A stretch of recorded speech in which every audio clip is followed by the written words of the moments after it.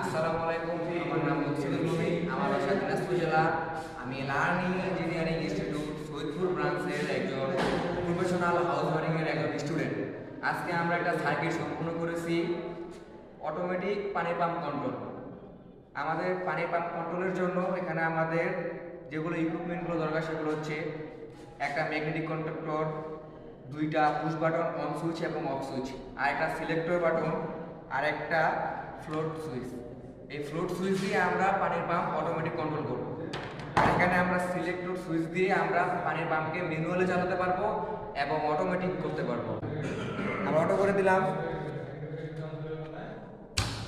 এই যে এখন আমাদের পানির পাম্প পানি নাই, আমাদের এই ফ্লোট সুইচটা পানির পাম্পে একদম নিচে রয়েছে। যখন আমাদের পানি থাকবে না তখন আমাদের মোটরটা অন হয়ে যাবে। আস্তে আস্তে যখন আমাদের পানির পাম্পটা যখন লোড হবে তখন হতে হতে যখন ঘুরে চলে আসবে তখন আমাদের মোটরটা অফ হয়ে যাবে। আবার যখন পানি শেষ হয়ে যাবে তখন আমাদের ফ্লোট সুইচটা এইভাবে নিচে থাকবে, তখন আবার আমাদের মোটর অন হয়ে যাবে। এভাবে আমরা পানির পাম্পকে আমরা অটোমেটিক কন্ট্রোল করতে পারি। ধন্যবাদ। আসসালামু আলাইকুম।